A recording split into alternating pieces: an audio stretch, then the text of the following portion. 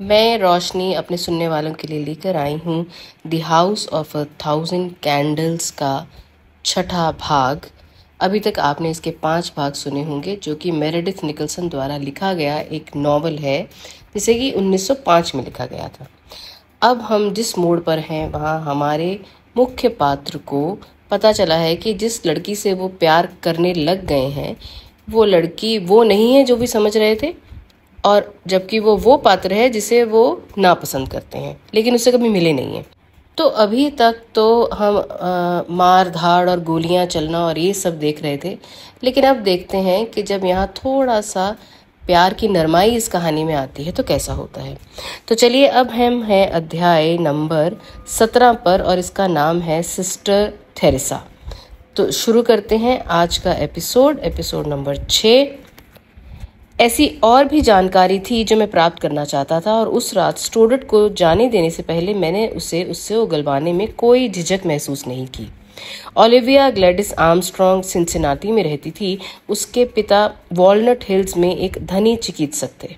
Student परिवार को जानता था और मैंने उनके बारे में, उनके पूर्वजों और निवास स्थान के बारे में प्रश्न पूछे जो शायद इस तथ्य के मद्देनजर अप्रासंगिक नहीं थे कि मैंने अपने जीवन में कभी जानबूझकर उनकी बेटी को नहीं देखा था।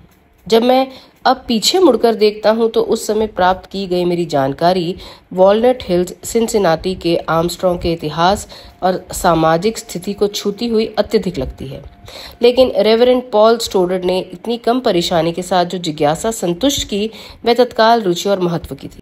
और जहां तक रही भूरे कपड़ों वाली लड़की की बात, तो मैंने पाया कि वो मैरियन डेवरेक्स थी, जो कि सिस्टर थेरेसा की भतीजी थी और उसका घर न्यूयॉर्क में था।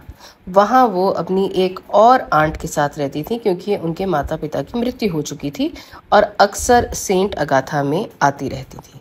मनमोजी ओलिविया और मिस डेवरेक्स के बीच में बहुत अच्छी दोस्ती थी, और जब इस जिंदा दिल युवती के लिए मध्य वर्ष की छुट्टी हुई तो ऐसे समय पे उन्हें घर भेजना ही सबको उचित लगा और उन्हें छोड़ने के लिए मिस डेवरेक्स उनके साथ घर चली गईं।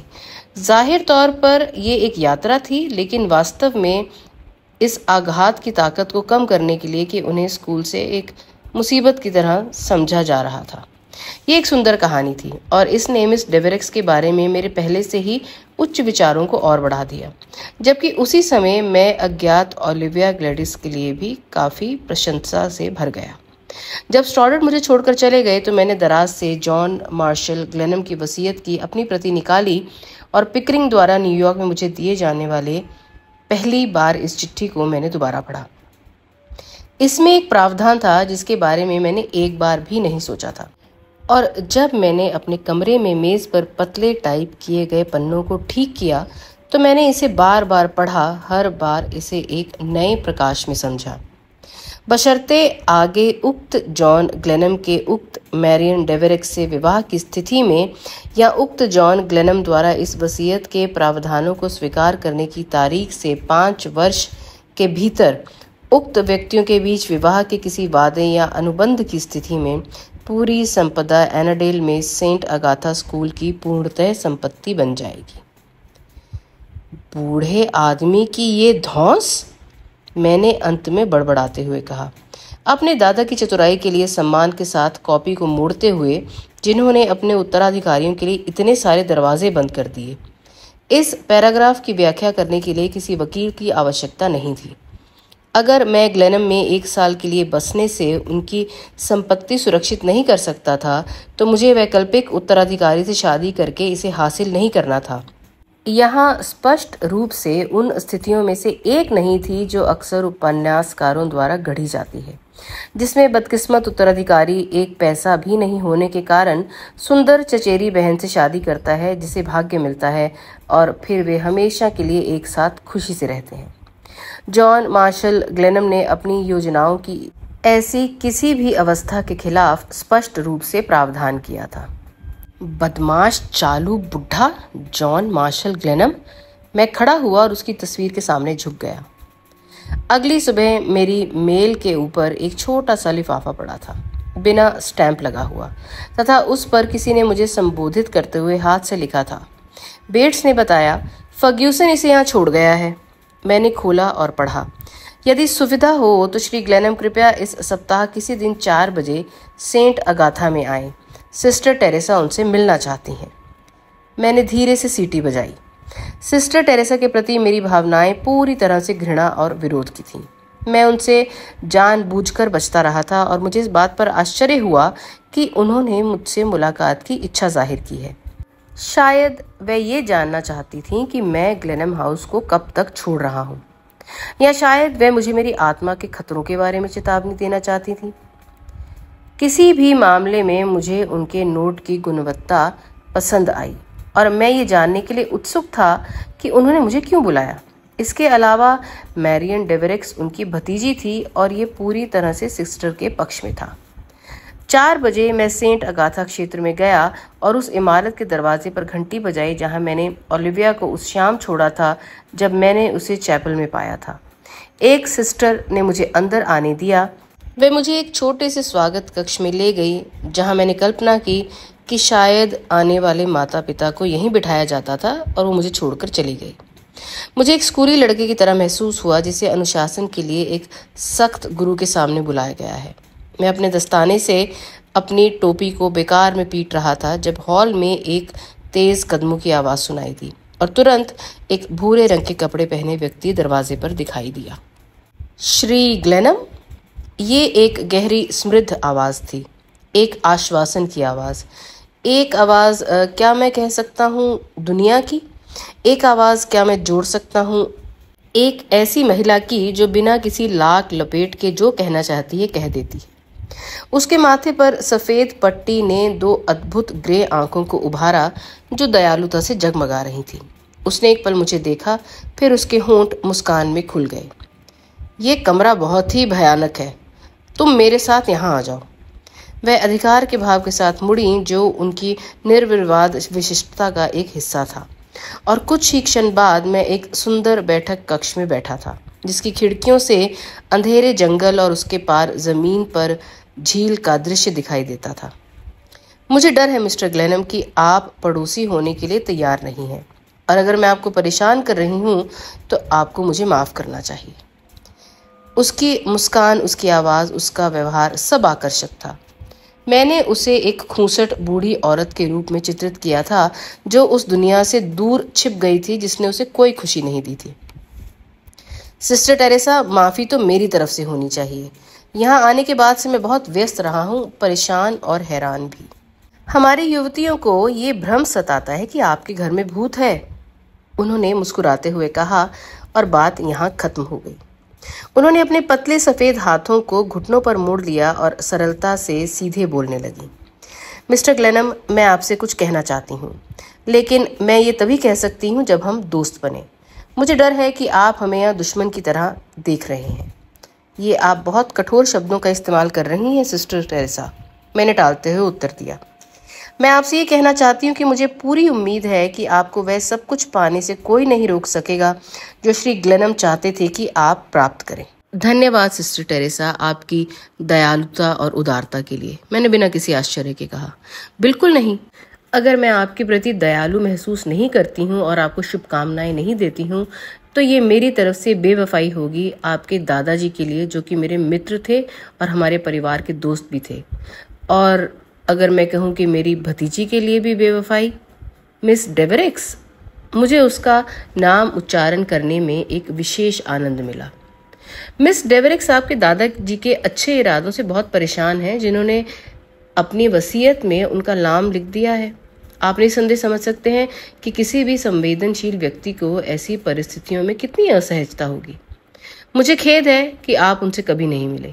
वह एक बहुत ही आकर्षक युवती हैं जिनकी खुशी मैं कह सकती हूँ कि दूसरों के पैसे पर निर्भर नहीं करती। तो फिर उसने कभी नहीं बताया? हमारी मुलाकातों को याद करके मैं मुस्कुराया।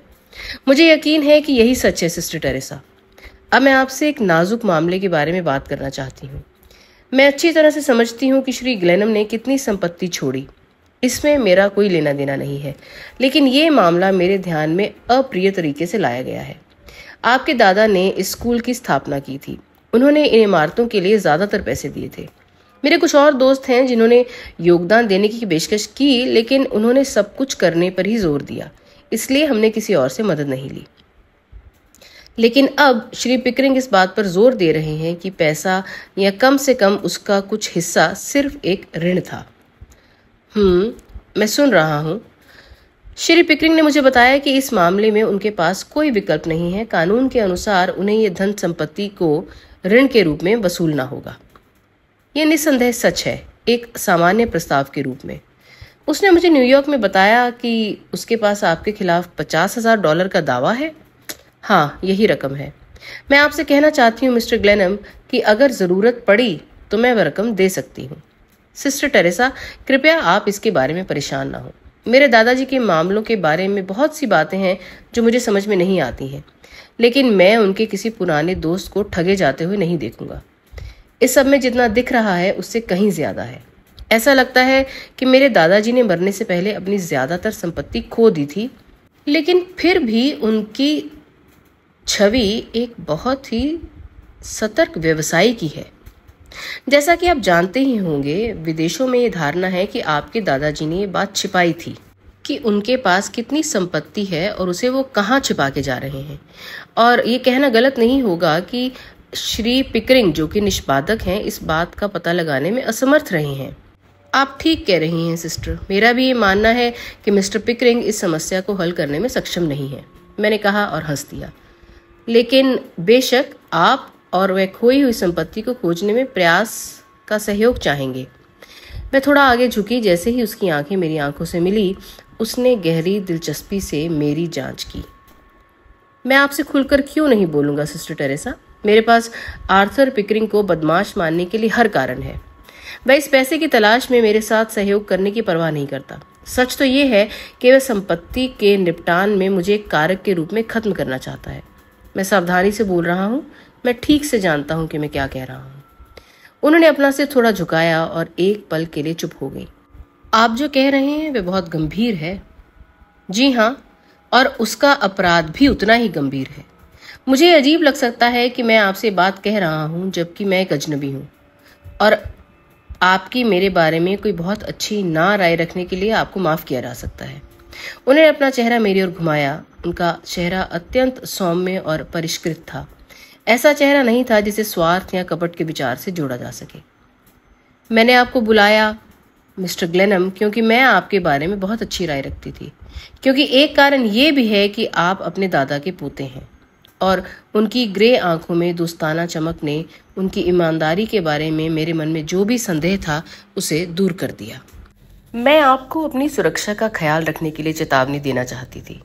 मैं आपको सिर्फ आर्थर पिकरिंग के खिलाफ ही नहीं बल्कि पूरे गांव के खिलाफ भी चेतावनी दे रही हूँ। छिपे हुए धन का विचार आकर्षक है।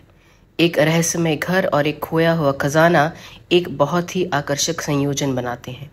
मुझे लगता है कि मिस्टर ग्लेनम को यह एहसास नहीं था कि वे उन लोगों के लिए खतरा पैदा कर रहे थे जिनकी वे मदद करना चाहते थे। वह फिर चुप हो गई। उसकी आंखें ध्यान मग्न होकर मेरी ओर टिकी थीं। फिर वह अचानक बोल पड़ी, मिस्टर पिकरिंग मेरी भतीजी से शादी करना चाहते हैं। मैं ये सुनने का इंतजार कर रहा था। मुझे जानकर बेहद खुशी हुई कि उसकी महत्वाकांक्षा इतनी महान है, लेकिन मिस डेवेरेक्स उसे प्रोत्साहित नहीं कर रही हैं। जहां तक मैं जानता हूं, उसने उसके दल के साथ कैलिफोर्निया जाने से इनकार कर दिया। ये बात मुझे पता है। कैलिफोर्निया का वह पूरा प्रकरण मजेदार होता अगर वह हास्यास्पद न होता। मैरियन के मन में कभी उसके साथ जाने का जरा भी ख्याल नहीं आया, लेकिन वह कभी कभी थोड़ी सी, क्या मैं कहूं कि विकृत होती है। कृपया करें, मुझे शब्द पसंद है और इसकी गुणवत्ता भी। और मिस्टर पिकरिंग के प्रणय निवेदन के विस्तृत तरीके, मैंने कहा, वह शीशे जितने भारी हैं। मैरियन को एक हद तक खुश करने के लिए फिर वे उसे परेशान कर देते हैं। उसने बहुत दृढ़ता से संकेत दिया है कि अगर मैरियन उससे शादी करती है तो मेरे खिलाफ दावा आसानी से खारिज किया जा सकता है, लेकिन वह कभी भी उससे शादी नहीं करेगी, चाहे उसे आपके दादा की वसीयत का लाभ मिले या ना मिले। मुझे नहीं कहना चाहिए, मैंने गर्मजोशी से घोषणा की, जिससे सिस्टर टेरेसा ने मुझे उन अद्भुत ग्रे आंखों से सावधानी से देखा। लेकिन पहले वह इस संपत्ति को खोजने और मिस डेवेरिक्स को इसे देने की उम्मीद करता है, ये योजना का एक हिस्सा है और संपत्ति में मेरा अपना हित समाप्त होना चाहिए इससे पहले कि वह उसे इस स्थिति में ला सके। लेकिन सिस्टर टेरेसा, मैं इतनी आसानी से छुटकारा नहीं पाया जा सकता जैसा कि आर्थर पिकरिंग सोचता है। मेरे रहने के गुण जो हमेशा मेरे परिवार की नज़र में कमज़ोर थे, उन्हें थोड़ा बढ़ा दिया गया है। बहुत बढ़िया, उन्होंने कहा। मैंने सोचा कि खुशी और आशा एक शब्द में उन्होंने व्यक्त की थी, जिससे मेरे दिल में उनके लिए नरमाई उमड़ उठी। सिस्टर टेरेसा, आप और मैं एक दूसरे को जितना मैंने सोचा था उससे ज़्यादा, कहीं ज़्यादा बेहतर समझ पा रहे हैं। और हम दोनों हंसे और महसूस किया कि हमारे बीच सच्ची सहानुभूति बढ़ रही है। हाँ, मुझे विश्वास है कि हम एक दूसरे के मित्र बन रहे हैं। और मुस्कान फिर से उसके चेहरे पर चमक उठी। तो मैं आपको 2 बातें बता सकता हूँ। पहली ये कि आर्थर पिकरिंग को कभी भी ये नहीं मिलेगा कि मेरी दादाजी की खोई हुई संपत्ति, अगर कोई संपत्ति है तो वो उसे नहीं मिलेगी। दूसरी बात यह है कि किसी भी हालत में वह आपकी भतीजी से शादी नहीं करेंगे। आप बहुत आत्मविश्वास से बातें करते हैं, उन्होंने कहा और एक धीमी सी हंसी हंस दी। मुझे लगा कि इसमें राहत की बात थी हम दोनों के लिए। लेकिन मुझे नहीं लगता कि मैरियन के मामलों में तुम्हारी दिलचस्पी है। नहीं सिस्टर टेरेसा, उसके मामले ज़रा भी महत्वपूर्ण नहीं है, लेकिन वह महत्वपूर्ण है। अब उनकी आंखों में खुली जिज्ञासा थी। लेकिन आप उसे जानते नहीं हैं, आपने अपना अवसर खो दिया है। निश्चित रूप से मैं उसे नहीं जानता, लेकिन मैं ओलिविया ग्लैडिस आर्मस्ट्रॉन्ग को जानता हूँ। वह मेरी एक खास दोस्त है। हमने साथ में खरगोशों का पीछा किया है और उसने मुझे बहुत कुछ बताया। इस तरह से मैंने मिस डेवेरिक्स के बारे में बहुत अच्छी राय बनाई है। ओह, वह नोट जो आपने दीवार के पार ओलिविया की घुसपैठ के बारे में लिखा था, मुझे इसके लिए आपको धन्यवाद देना चाहिए। लेकिन मुझे वास्तव में कोई आपत्ति नहीं थी। नोट? मैंने आज तक आपको कोई नोट नहीं लिखा। अच्छा, किसी ने तो लिखा, मैंने कहा और मैं मुस्कुरा दी। ओह, वह मैरियन ही होगी। वह हमेशा ओलिविया की वफादार दोस्त रही है। आप सही कह रही हैं। सिस्टर टेरेसा खिलखिलाकर हंस पड़ी। लेकिन तुम्हें ओलिविया को नहीं जानना चाहिए था। अगर उसने तुम्हारे साथ चालें चली थीं तो तुम्हें उसका फायदा उठाकर उससे परिचय नहीं बनाना चाहिए था। ये एक गलत बात है। सिस्टर टेरेसा, आप निश्चिंत रहिए, मैंने उनके साथ कोई भी अभद्र व्यवहार नहीं किया है। लेकिन मैं उनके निर्वासन का विरोध करता हूँ।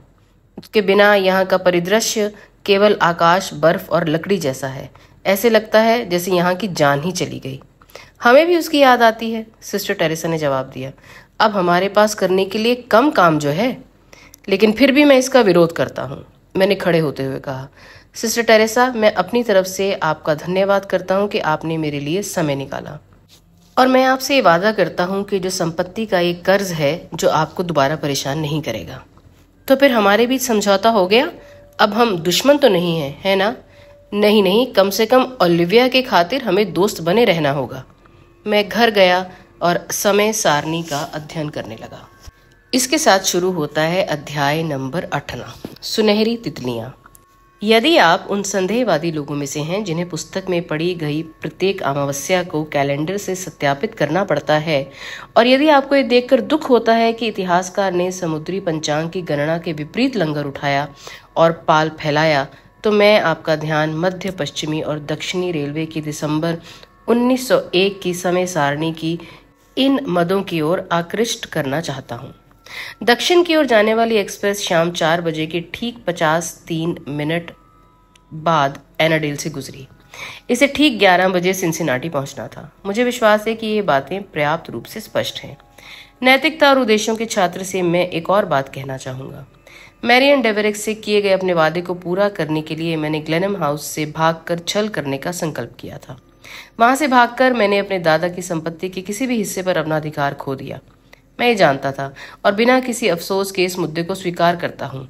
लेकिन ग्लेनम हाउस को आर्थर पिकरिंग को सौंपने का मेरा कोई इरादा नहीं था, खासकर जब मुझे एहसास हुआ कि मैंने खुद को पूरी तरह से उसके जाल में फंसा लिया था। इसके अलावा मैं अपने मृत दादा के प्रति कर्तव्य महसूस करता था, और सबसे कम नहीं, मॉर्गन के हमलों और बेट्स के अजीब तरीकों ने मेरे अंदर जो भी लड़ाई का खून था उसे जगा दिया था। पिकरिंग और मैं एक तीखी प्रतिस्पर्धा में लगे हुए थे और मैं इसका पूरा आनंद लेने लगा था, लेकिन मैं सिंसिनाटी जाने के अपने दृढ़ संकल्प में नहीं डगमगाया। बिना मेरी अनुपस्थिति का पता चले वापस लौटने की उम्मीद कर रहा था, इसलिए अगली दोपहर मैंने अपनी यात्रा की तैयारी शुरू कर दी। बेट्स, मुझे डर है कि मुझे बहुत सर्दी लग रही है। मैं विस्की और कुनेन की खुराक लेकर सो जाऊंगा। मैं रात का खाना नहीं खाऊंगा। जब तक तुम मुझे फिर नहीं देखो तब तक बाहर मुझे नहीं बुलाना। मैंने जम्हाई लिया, कराते हुए अपने शरीर को तान लिया। मुझे बहुत खेद है सर, क्या मैं डॉक्टर को नहीं बुला सकता? बिल्कुल नहीं, कोई ज़रूरत नहीं है। मैं सो जाऊंगा और सुबह तक झिंगूर की तरह जीवंत हो जाऊंगा। 4 बजे मैंने उससे कहा कि वे मेरे कमरे में कुछ गर्म पानी और नींबू ले आए। उसे ज़ोरदार तरीके से गुड नाइट कहा और उसके जाते ही दरवाज़ा बंद कर दिया। फिर मैंने अपने शाम के कपड़े सूटकेस में पैक कर लिए। मैंने बैग और एक भारी अलस्तर को खिड़की से फेंक दिया, खुद को एक बड़े मेपल की शाखा पर झुलाया और उसे अपने नीचे सबसे तीखे मोड़ पर झुका दिया और फिर हल्के से ज़मीन पर गिर गया। मैं गेट पार करके गांव की ओर चल पड़ा, एक आनंदमय स्वतंत्रता की भावना के साथ। जब मैं स्टेशन पहुंचा तो मैंने तुरंत दक्षिण की ओर जाने वाले प्लेटफॉर्म की ओर रुख किया, क्योंकि मैं टिकट खरीदते हुए दिखना नहीं चाहता था। कुछ अन्य यात्री एकत्र हो रहे थे, लेकिन मुझे कोई ऐसा नहीं दिखा जिसे मैं पहचानता था। मैंने एजेंट को कहते हुए सुना कि नंबर 6 समय पर है और कुछ ही मिनटों में वह दहाड़ती हुई स्टेशन पर आ गई। मैंने वॉशिंगटन स्लीपर में एक सीट खरीदी और रात के खाने के लिए डाइनिंग कार में चला गया। ट्रेन छुट्टियों के लिए विभिन्न बंदरगाहों पर जाने वाले लोगों से भरी हुई थी, लेकिन मैंने सोचा कि वे मुझसे ज्यादा लाभ नहीं उठा सकते। मैं भी एक निश्चित काम से जा रहा था। हालांकि मेरी यात्रा, मैंने कल्पना की, अपने अधिकांश साथी यात्रियों की घर वापसी की उड़ान की तुलना में कम सामान्य थी। मैंने खुद को अपनी सीट पर आराम से बिठाया और ट्रेन के अंधेरे में आगे बढ़ने के दौरान नींद में खो गया और सपने देखने लगा। हमें इंतजार करना पड़ा। कई डिब्बे इधर उधर हुए, फिर हमने वाबाश को पार किया। फिर हम तेजी से बढ़ने लगे। जैसे जैसे हम दक्षिण की ओर बढ़े, मौसम गर्म होता गया और कंडक्टर को भरोसा था कि हम समय पर सिंसिनाटी पहुंच जाएंगे। मेरे आसपास के यात्री सो गए और मैं अपने खुले हिस्से में फैला हुआ रहा, जो ज्ञात दुनिया और स्वप्न लोक के बीच की छायादार सीमा पर दुबका हुआ था। हम सिंसिनाटी पहुंच रहे हैं, 10 मिनट देरी से, कुली की आवाज़ सुनाई दी और एक पल में मैं प्लेटफॉर्म पर पहुंच गया और बाहर निकलकर होटल की ओर भागा। बॉटॉल्फ में मैंने एक गाड़ी मंगवाई और अपने कपड़े बदलकर सारे रिकॉर्ड तोड़ दिए। टाइम टेबल ने मुझे बताया कि नॉर्दर्न एक्सप्रेस 1:30 बजे रवाना हुई। अगर सब कुछ ठीक रहा तो कोई कारण नहीं था कि मैं अपने सामान्य नाश्ते के समय तक ग्लेमन हाउस में सुरक्षित ना पहुंच जाऊं। स्टेशन पर वापस लौटने में समय की बर्बादी से बचने के लिए मैंने होटल का किराया चुकाया और अपना बैग अपने साथ ले गया। डॉक्टर आर्मस्ट्रॉन्ग का निवास? हाँ सर, मैं पहले ही वहां एक लोड ले जा चुका हूँ। गाड़ी जल्दी ही सिंसिनाटी से ऊपर की ऊंचाइयों पर चढ़ रही थी, जो एक पहाड़ की तरह लग रहा था। आज मैं ओहायो के सबसे दिलचस्प शहर को एक अकेली गाड़ी की सवारी से जोड़ता हूँ, जो मुख्य रूप से ऊपर की ओर लगती थी, एक ऐसे क्षेत्र से होकर जो मेरे लिए उतना ही अजीब था जितना कि अफ्रीका के जंगलों में एक पगडंडी रहित जंगल, और मेरा दिल धड़कने लगा। मैं एक सज्जन के घर जा रहा था जो मेरे अस्तित्व के बारे में नहीं जानते थे, एक लड़की से मिलने जो उसकी मेहमान थी, जिसके सामने मैं कभी नहीं गया था जैसा कि परंपराओं में होता है। ये इतना आसान नहीं लग रहा था अब जब मैं साहसिक कार्य पर पूरी तरह से उतर चुका था। मैंने गाड़ी वाले को उस समय रोका जब वह लोहे के प्रवेश द्वार में प्रवेश करने वाला था, जिसके खंभों पर 2 बड़े लैंप लगे थे। ठीक है सर, मैं गाड़ी सीधी चलाकर आ सकता हूँ, लेकिन तुम्हें उसकी जरूरत नहीं, मैंने उछलते हुए कहा। यहीं रुको। डॉक्टर आर्मस्ट्रॉन्ग के घर पर बहुत रोशनी थी और लॉन में वॉल्ट्स की धुनें खुशी से गूंज रही थीं।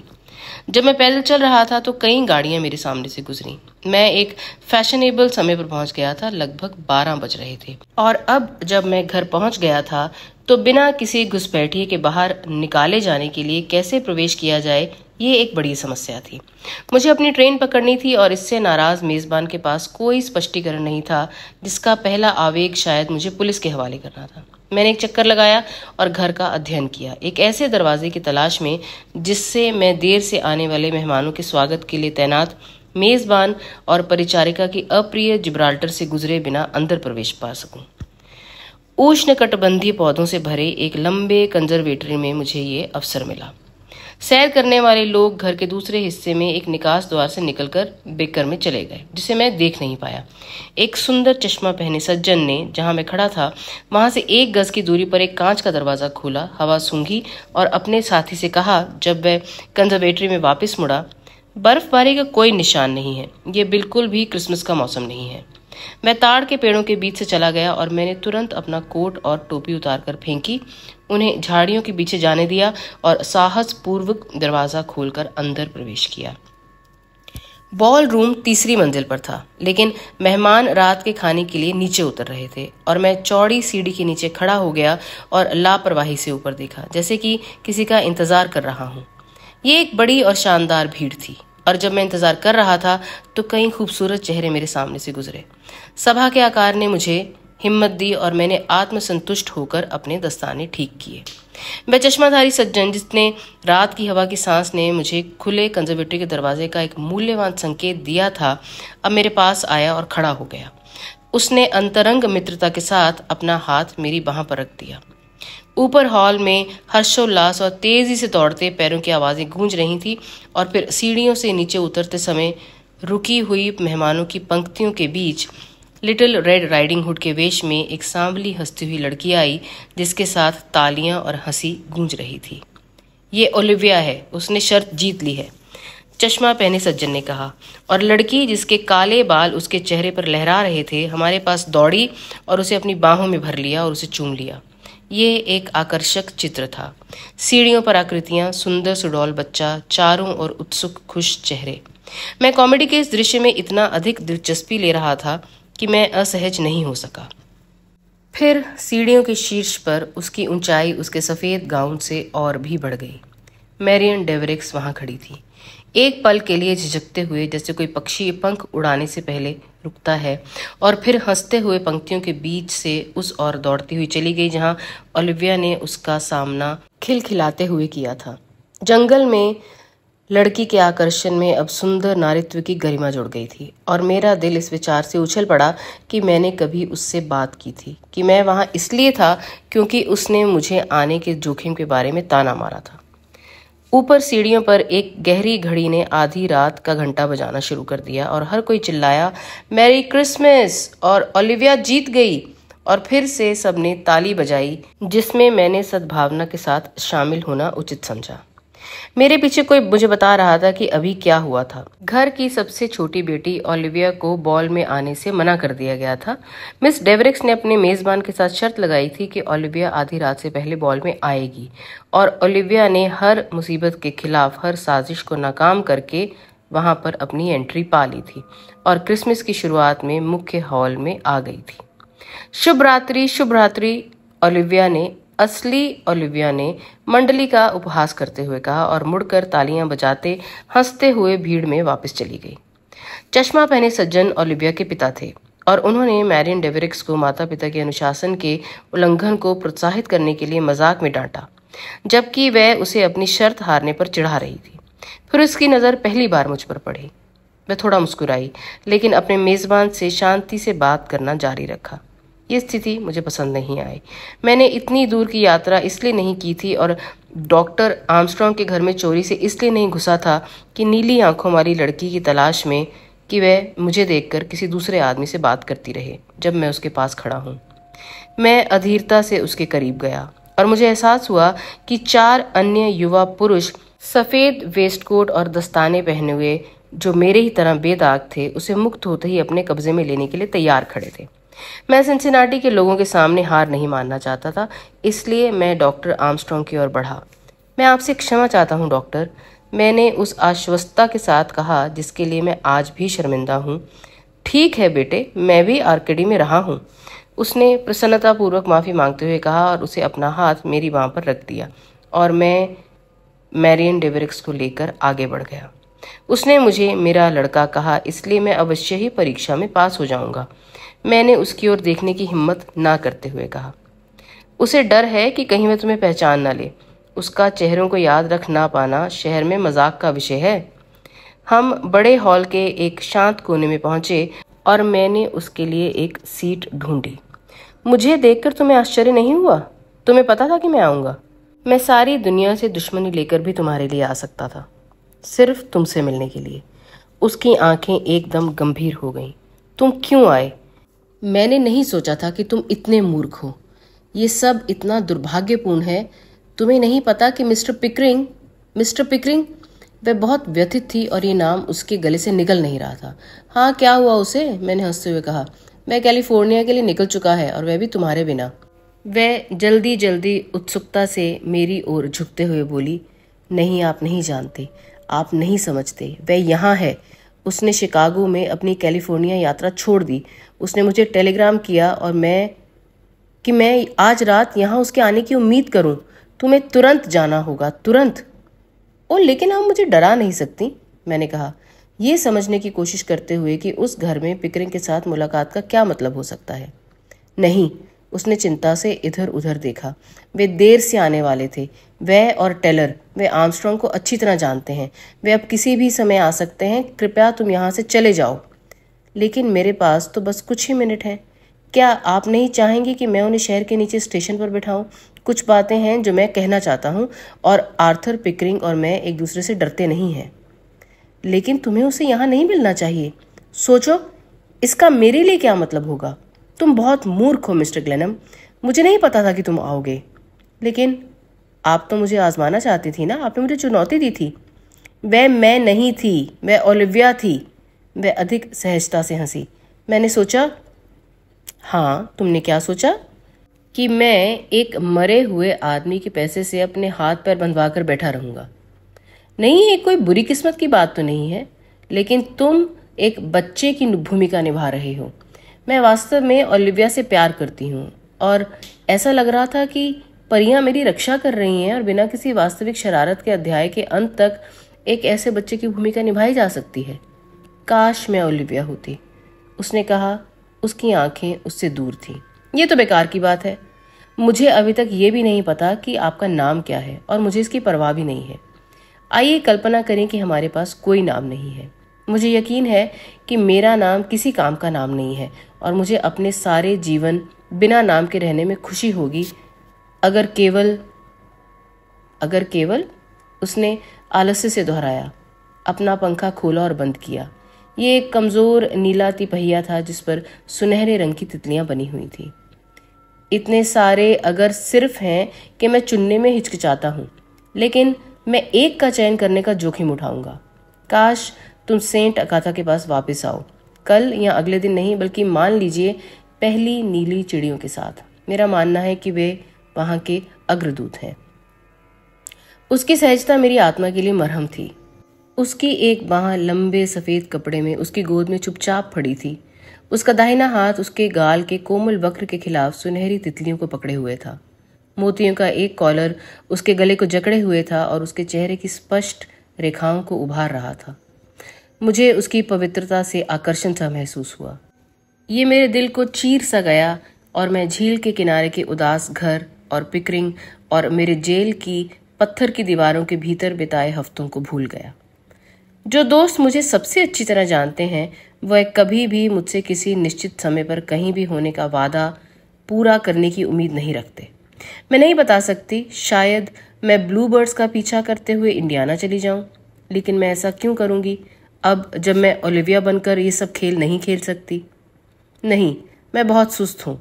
स्कूल से तुमने जो माफ़ीनामा लिखा था, उसने सच में मुझे बेवकूफ़ बना दिया। लेकिन अब मैंने असली ओलिविया को देख लिया है। मैं नहीं चाहता कि तुम बहुत दूर जाओ, जहाँ मैं तुम्हारा पीछा न कर सकूं। मैं इस उड़ान को दोहराने की हिम्मत शायद ही करूं। उसके होंठ बंद हो गए, जैसे कोई गुलाब फिर से कली बन गया हो, और वह एक पल सोचती रही, धीरे धीरे सुनहरी तितलियों को आज़ाद और कैद करते हुए। आपने बहुत ही मूर्खतापूर्ण तरीके से बहुत बड़ी रकम जोखिम में डाल दी है मिस्टर ग्लेनम, और इससे भी ज़्यादा अगर आप यहाँ पाए गए। क्यों? ओलिविया ने आपको पहचान लिया होगा। उसने आपको अक्सर दीवार के उस पार देखा होगा। लेकिन मुझे इसकी परवाह नहीं है। मैं पैसे के लिए उस खंडर में नहीं रह रहा हूँ। मेरे दादाजी मेरे लिए उससे कहीं ज़्यादा मायने रखते थे। हाँ, मेरा मानना है कि ऐसा ही हो। वह एक प्यारे बूढ़े सज्जन थे, और वे मुझे इसलिए पसंद करते थे क्योंकि मुझे उनके चुटकुले बहुत प्यारे लगते थे। मेरे पिता और वह एक दूसरे को जानते थे, लेकिन उनकी दोस्ती से कोई लाभ उठाने की कोई उम्मीद नहीं थी, कोई इच्छा नहीं। उनकी वसीयत में मेरा नाम होना एक बड़ी शर्मिंदगी है, एक तरह से असली झुंझलाहट का जरिया। अखबारों ने मेरी भयानक तस्वीरें छापी हैं, इसलिए मैं आपसे साफ साफ कहती हूँ कि अगर मुझे मिस्टर ग्लेनम के पैसे की पेशकश की जाए तो मैं उसका एक पैसा भी स्वीकार नहीं करूँगी। और उसकी मुस्कान में बसंत की चमक थी।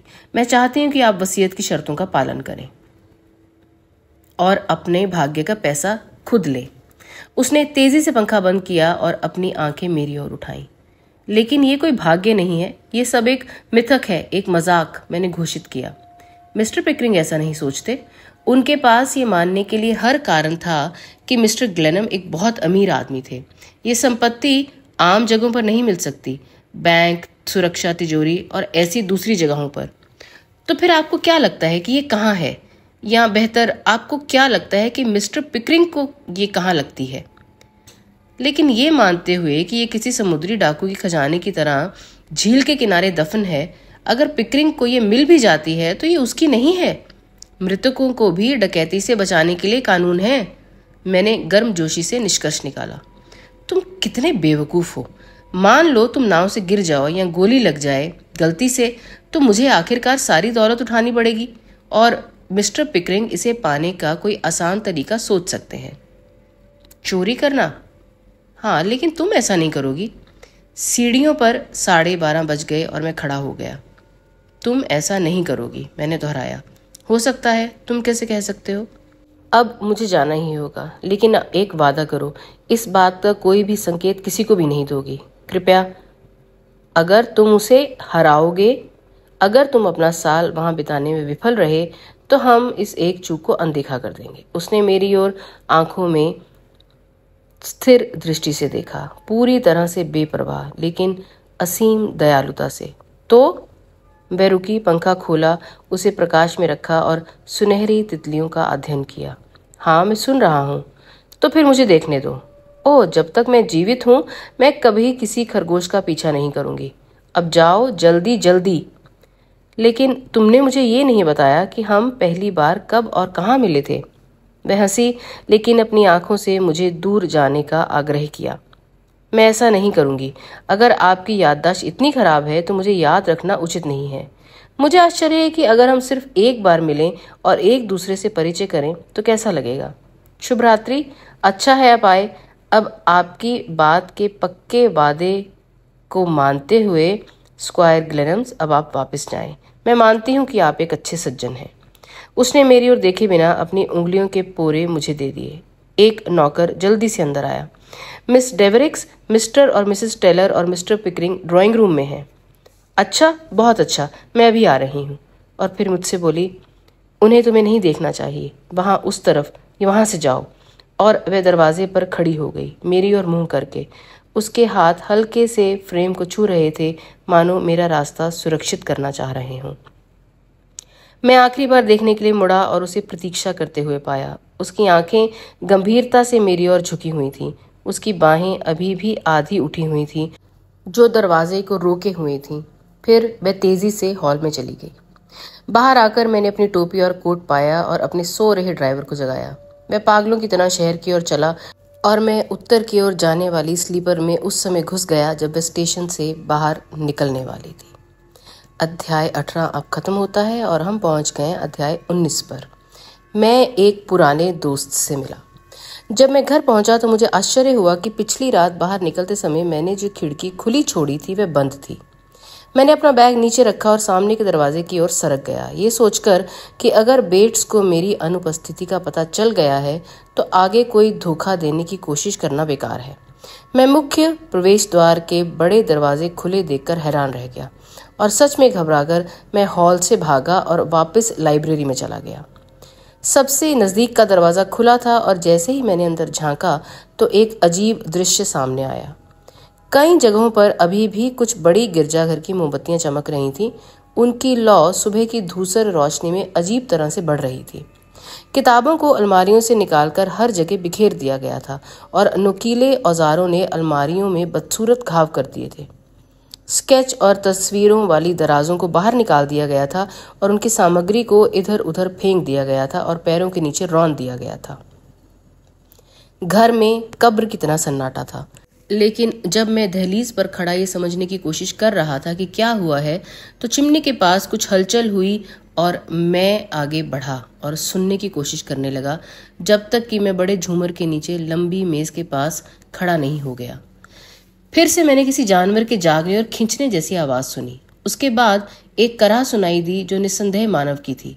फिर एक आदमी के हाथों ने मेज के दूसरे किनारे को पकड़ लिया और धीरे धीरे और स्पष्ट रूप से असीम कठिनाई के साथ एक आकृति उठी और बेट्स का काला चेहरा, जिसकी आंखें धुंधली थीं और अजीब तरह से घूर रही थी, मेरे सामने आया।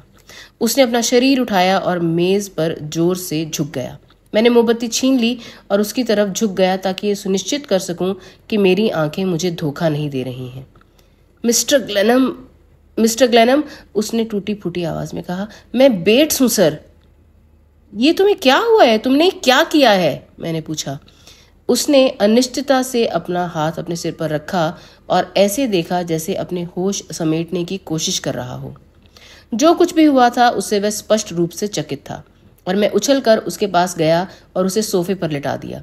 वह लेटने की बजाय उठकर बैठ गया, घूरता रहा और अपने सिर पर हाथ फेरता रहा। मैंने उसके माथे पर एक बैंगनी और काली लकीर देखी, जहां किसी तरह के डंडे से उसे मारा गया हो। इसका क्या मतलब है बेट्स? घर में कौन आया था? मैं आपको नहीं बता सकता मिस्टर ग्लेनम। नहीं बता सकते? बताओगे नहीं तो जेल जाओगे। यहाँ बहुत बड़ी बदमाशी हुई है और मैं तुमसे इस बारे में कोई बकवास नहीं सुनना चाहता हूँ, ठीक है? वह स्पष्ट रूप से पीड़ित था, लेकिन कमरे की बर्बादी को देखकर गुस्से में मैंने उसका कंधा पकड़ लिया और उसे जोर से हिलाया। आज सुबह सुबह, वह लड़खड़ाते हुए बोला, करीब 2 बजे मैंने घर के निचले हिस्से में शोर सुना। मैं ये सोचकर नीचे आया कि शायद ये आप हैं और मुझे याद आया कि आप तो कल बीमार थे। हाँ, बोलते रहो। उस समय मेरी अनुपस्थिति के बारे में सोचना भी मेरे विवेक के लिए कोई राहत की बात नहीं थी। जब मैं हॉल में आया तो मैंने लाइब्रेरी में रोशनी देखी। चूंकि आप कल रात नीचे नहीं थे, इसलिए कमरे में रोशनी नहीं होनी चाहिए थी। मैंने कदमों की आवाज़ सुनी और किसी ने हथौड़े की दस्तक दी। हाँ, हथौड़ा, आगे बोलो। फिर वही पुरानी कहानी थी। युद्ध खुलेआम घर में घुस आया था। लेकिन बेट्स, साजिश से जुड़ा हुआ कोई भी व्यक्ति बेट्स को क्यों चोट पहुंचाएगा, जो इसका नेता पिकरिंग के इतने करीब खड़ा था? वह व्यक्ति निसंदेह घायल था। उसके सिर पर गांठ होने का कोई संदेह नहीं था। उसने एक दर्दनाक कठिनाई के साथ बात की जिसकी उम्मीद नहीं थी। मुझे अधिक से अधिक यकीन हो रहा था जैसे जैसे वह बोलता गया। मैंने देखा कि एक आदमी किताबें निकाल रहा था और अलमारियों के अंदर खटखटा रहा था। वह बहुत तेजी से काम कर रहा था और अगली बात जो मैंने देखी कि वह ये थी कि उसने छत के दरवाजे में से एक से दूसरे आदमी को अंदर आने दिया। वह दरवाजा जो अभी भी थोड़ा खुला हुआ है।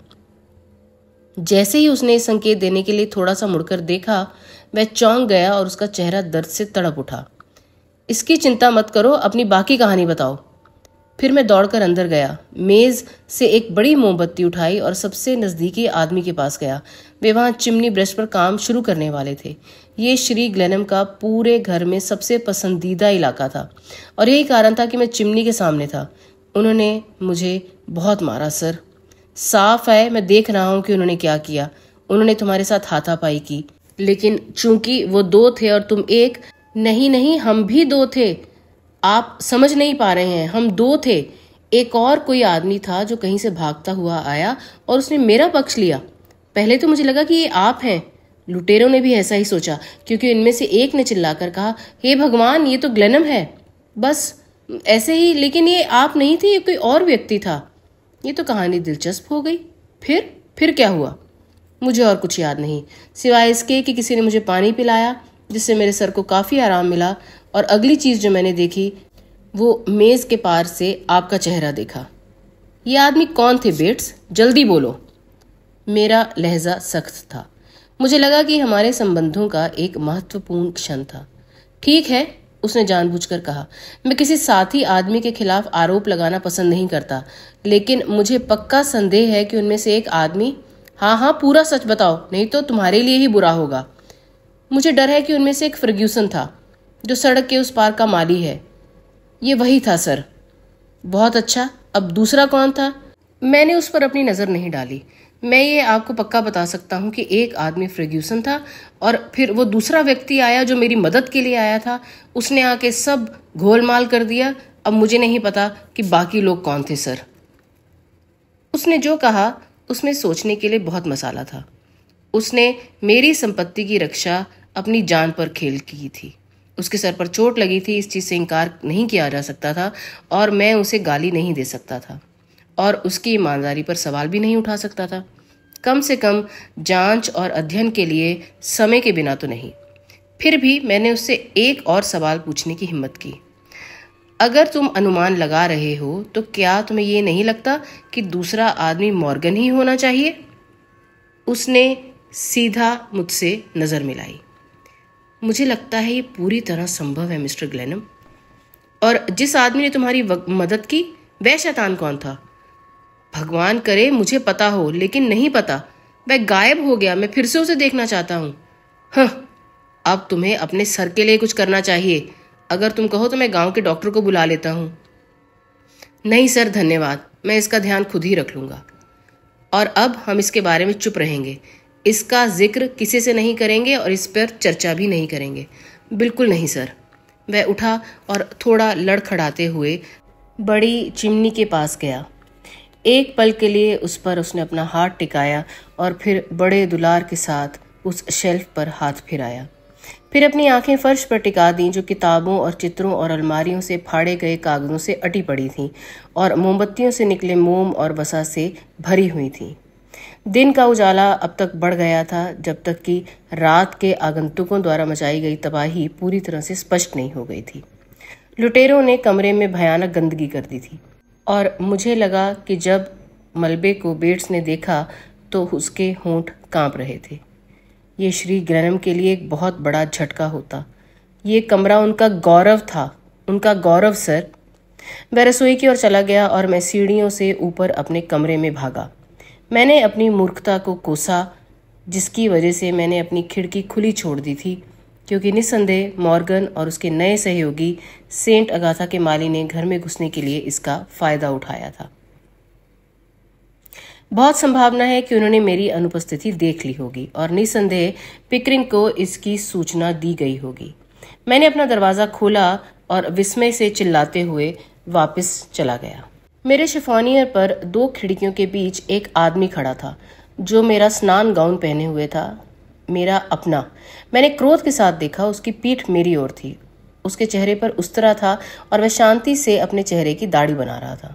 बिना मुड़े उन्होंने मुझे बहुत ही शांत और सहजता से संबोधित किया, जैसे उनका वहां होना दुनिया की सबसे स्वाभाविक बात हो। Good morning mister ग्लेनम।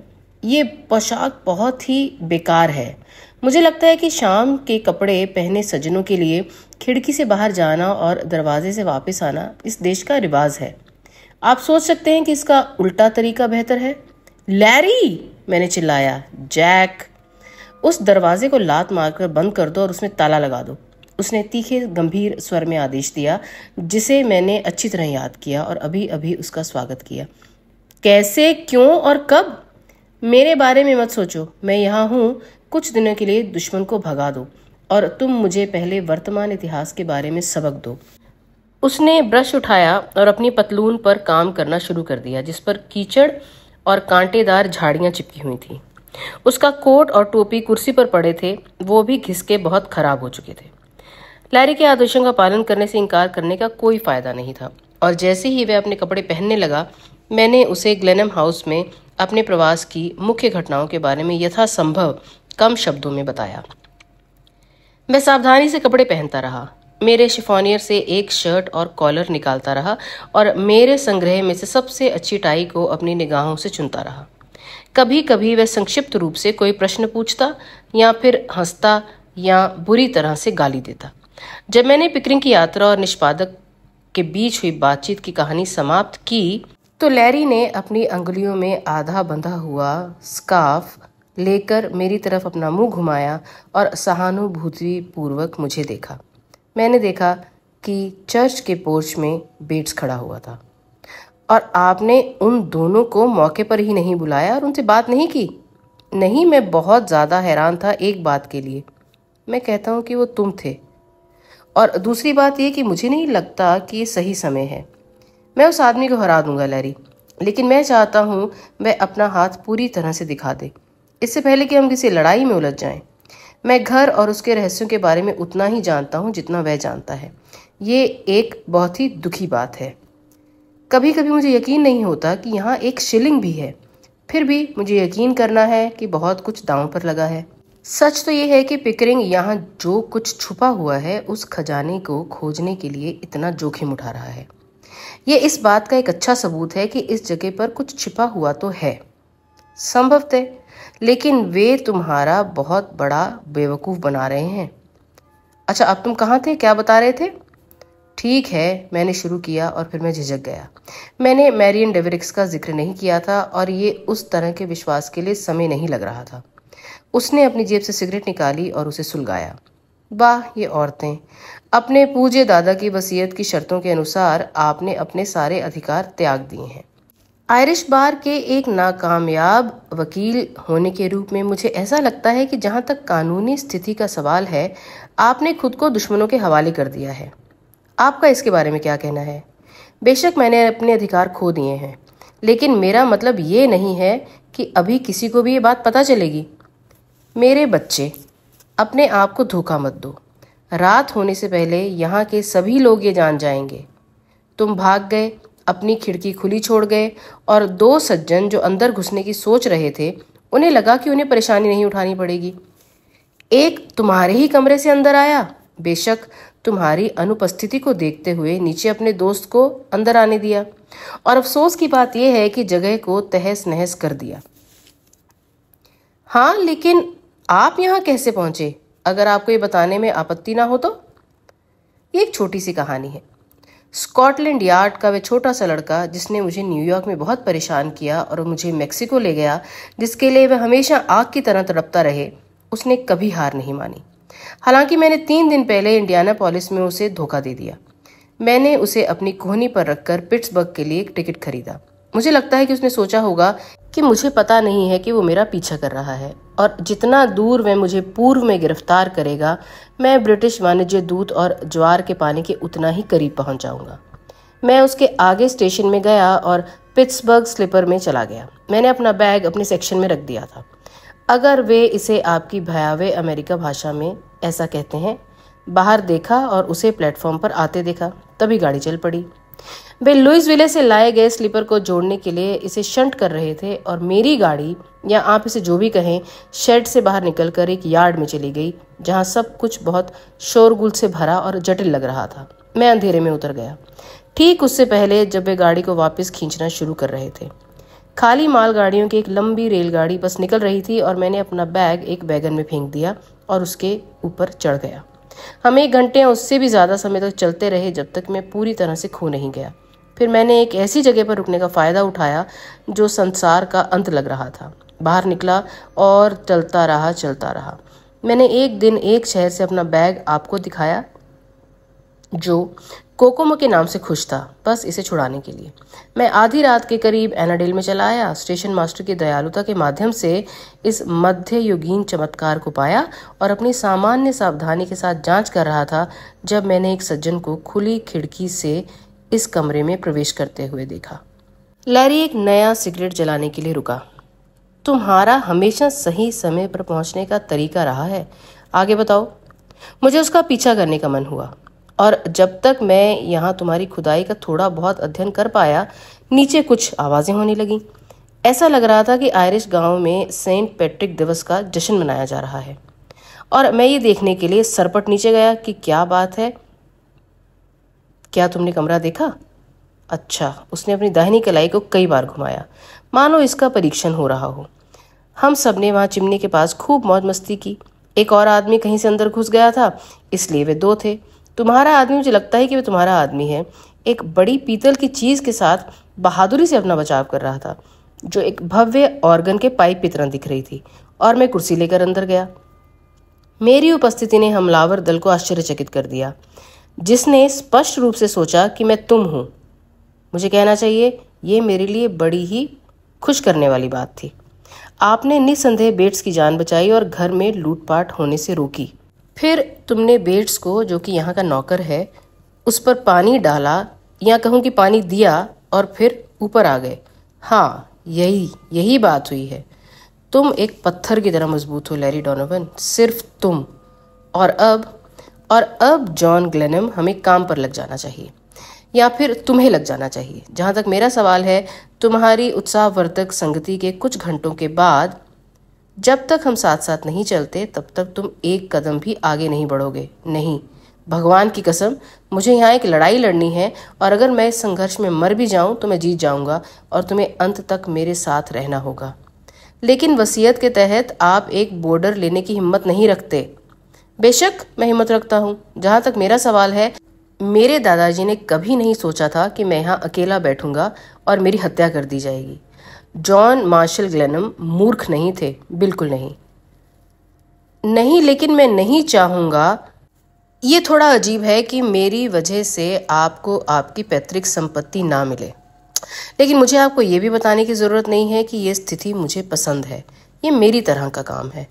अगर ऐसा ना होता कि शिकारी कुत्ते मेरे पीछे पड़े होते तो मैं आपके साथ यहाँ रहना पसंद करता, लेकिन आपके पास मेरे दुश्मनों के हमले के लिए घर खोलने के अलावा भी बहुत सारी परेशानियां हैं। इस बारे में बात करना बंद करो। मैं दुनिया में अपने एकमात्र दोस्त को तब तक नहीं छोड़ सकता जब तक मैं मुसीबत में फंस जाऊं। चलो नीचे चलते हैं और कुछ कॉफ़ी पीते हैं। हमने पाया कि बेट्स रात के संघर्ष के सबूत मिटाने की कोशिश कर रहा था। उसने अपने सिर पर ठंडी पट्टी बांध रखी थी और थोड़ा लंगड़ा रहा था। अन्यथा वह वैसा ही था, चुप और समझ से परे।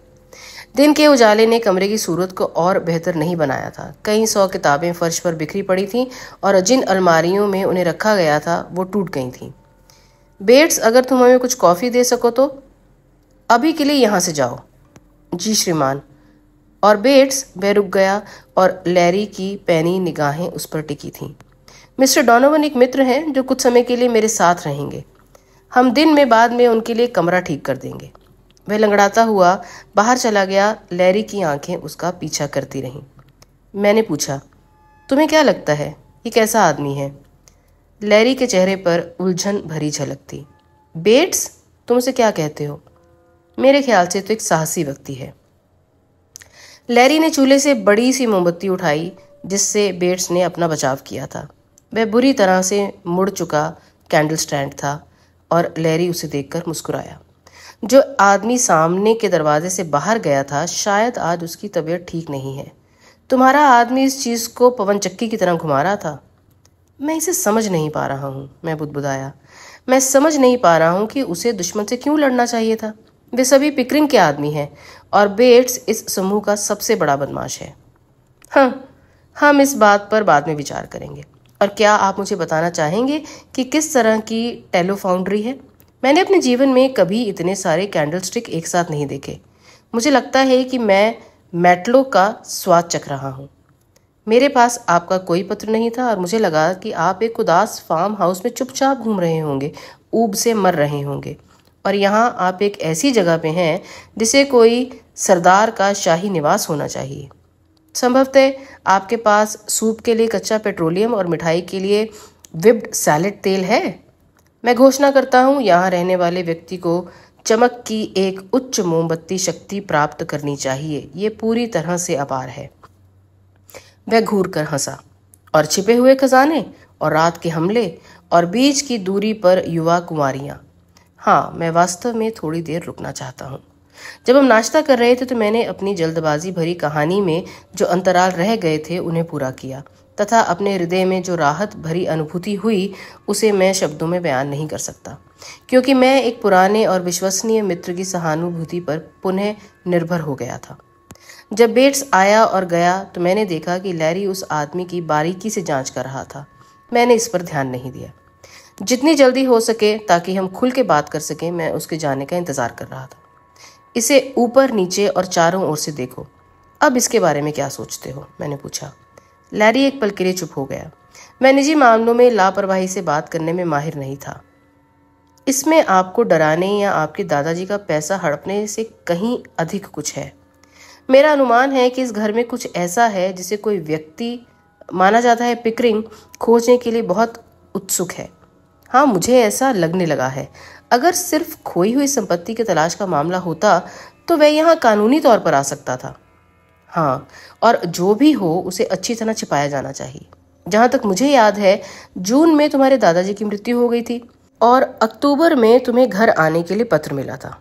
इसे बिना सोचे समझे भेजा गया था और उन्हें बिल्कुल भी उम्मीद नहीं थी कि मुझ तक पहुंचेगा। यकीनन तुम धरती पर भटकते रहे और अमेरिका में तुम्हारी देखभाल करने वाला कोई नहीं था। तुम निश्चिंत हो सकते हो कि जब तुम घर लौट रहे थे तो उस जगह को पूरी तरह से तहस नहस कर दिया गया था। मैं तुमसे शर्त लगाता हूँ कि तुमने जो सबसे बढ़िया डिनर खाया है उसमें तुम्हारे दादा के पैसे से भी ज्यादा कुछ दांव पर लगा है। स्थिति प्रेरणादायक है। मेरी दिलचस्पी यहाँ बढ़ रही है। मैं सोच रहा हूँ मैं रुक ही जाता हूँ। तो मित्रों, यहाँ अंत होता है हमारे आज की मुलाकात का। मैं आपसे एक चीज़ के लिए क्षमा मांगना चाहती हूँ, वो ये है कि इस कहानी का हिंदी अनुवाद उच्च कोटि का नहीं है। ये कहानी बहुत पहले लिखी गई थी और इसका अनुवाद मैंने खुद करने की कोशिश करी है, जिसमें मुझे लगता है मैं बहुत अच्छी तरह से सफल नहीं हूँ। लेकिन मुझे आशा है कि आप मेरी इस लापरवाही को नज़रअंदाज करेंगे, क्योंकि ये नावल जब ख़त्म होगा, जो कि अभी आधा बचा है, तो आपको पता लगेगा कि हमने समय बर्बाद नहीं किया बल्कि एक अच्छी कहानी सुनी है। चलिए, अब आज के लिए इतना ही। मैं आपसे जल्दी मिलूंगी, आपकी दोस्त रोशनी, इसका एक और नया भाग लेकर, भाग 7। तब तक के लिए जुड़े रहिए।